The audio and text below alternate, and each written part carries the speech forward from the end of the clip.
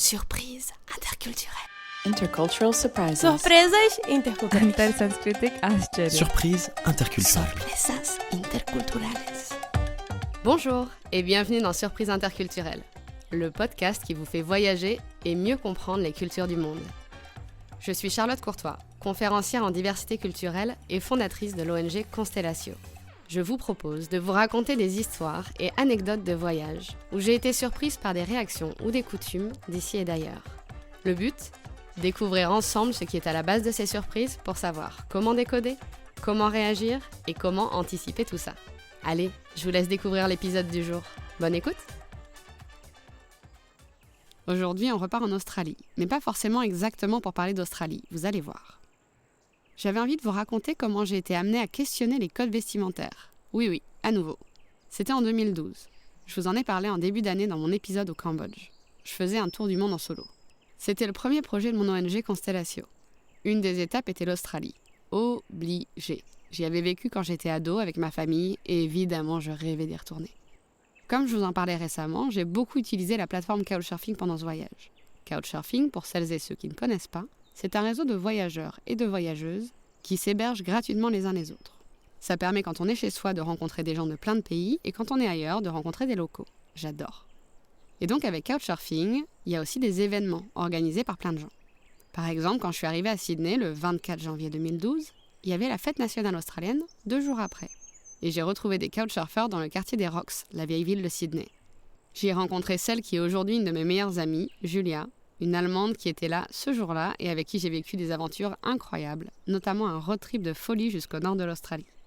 Et quelques jours plus tard, je ne sais plus exactement quand, il y avait un autre événement organisé pour le défilé du Nouvel An chinois. J'y ai rencontré une autre personne géniale qui est au cœur donc de cet épisode de podcast. J'ai nommé Madoc.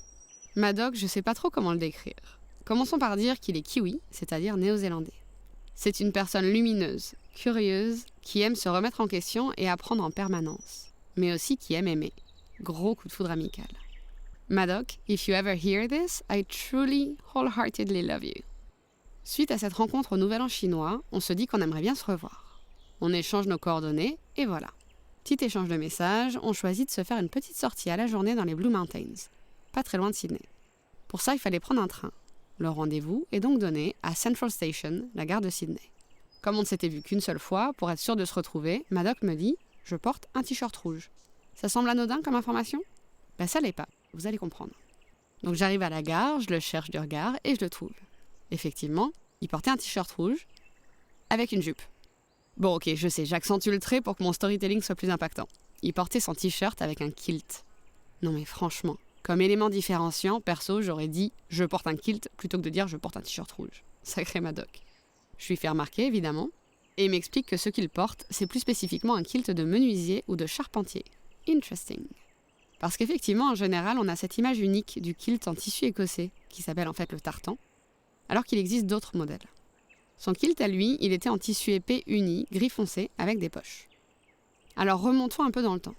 Le kilt est un vêtement traditionnel des Highlands écossais qui remonte au XVIe siècle. C'était un vêtement fonctionnel, pratique et polyvalent, mais aussi un marqueur identitaire et culturel. Chaque motif de tartan représentait un clan ou une famille, un peu comme les coiffes bretonnes qui étaient différentes dans chaque village en fait. Aujourd'hui, le kilt est également utilisé par certaines professions artisanales qui le remettent au goût du jour, notamment parce que c'est un vêtement ample et qu'il laisse une liberté de mouvement intéressante pour certains métiers, comme par exemple les sculpteurs ou encore les forgerons. Pour finir cette histoire, nous avons donc passé une super journée aux Blue Mountains. Nous avons eu un temps dégueulasse, pris des photos de passeport devant la superbe vue très connue des Three Sisters où on ne voyait absolument rien tellement tout était blanc de brouillard, et on a surtout beaucoup rigolé. Je vous partagerai peut-être quelques photos sur Insta. Cette histoire m'est revenue il y a quelques temps quand j'étais sur une aire d'autoroute avec ma nièce, Emma, qui avait 6 ans à ce moment-là. Elle voit descendre d'une voiture un monsieur manifestement d'origine maghrébine, en djellaba. Et elle ouvre grand les yeux et elle me chuchote « Regarde, chachou, pourquoi le monsieur y porte une robe ?» J'ai adoré sa réaction toute innocente. Sympatade. Ça m'amène donc à et donc à nous, poser la question des codes vestimentaires. On en avait déjà parlé dans l'épisode de la saison 1 où je vous avais raconté quand j'étais allée au Maroc. Vous savez, que je m'étais retrouvée à m'habiller pareil pendant 3 semaines parce que j'avais mal anticipé les codes locaux. En fait, c'est ça. Souvent, on parle des codes vestimentaires sous l'angle religieux, j'ai l'impression. alors que ça va bien au-delà finalement.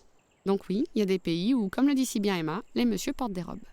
Les vêtements ont aussi une charge symbolique et culturelle forte. Souvent, il y a des explications sur pourquoi tel ou tel vêtement est porté et dans quelles circonstances. Vous croyez pas qu'on pourrait porter un peu plus loin la réflexion sur le kilt que « Ah, pareil qu'ils mettent rien en dessous ». C'est intéressant, je trouve, parce qu'être confronté à d'autres manières de faire nous permet aussi de prendre du recul sur le pourquoi nous faisons les choses comme nous les faisons. Finalement, pourquoi les hommes français sont obligés de porter des pantalons ou des shorts et peuvent pas porter des jupes ou des robes? J'ai cru comprendre dans mes recherches que ça avait évolué en ce sens, notamment pour le combat et les déplacements à cheval. Les grands chefs des Highlands ne seraient sans doute pas tout à fait d'accord avec ça. Bref, intéressez-vous au comment les choses sont faites, c'est génial. Mais intéressez-vous peut-être aussi un peu au pourquoi elles sont faites comme ça. Et souvenez-vous que découvrir d'autres manières de faire et de comprendre les choses peut aussi être une façon sympa d'élargir notre champ des possibles. Bon, à mes auditeurs masculins, je vous laisse décider si vous allez vous mettre aux jupes ou pas. Et puis à toutes et tous, je vous donne rendez-vous la semaine prochaine pour une nouvelle anecdote qui sera cette fois colombienne. Je chamboule un petit peu le planning des épisodes pour vous partager une interview spéciale podcaston dans 2 semaines. Vous verrez, ça va vous plaire. Allez, à très vite. Merci d'avoir écouté cet épisode jusqu'au bout.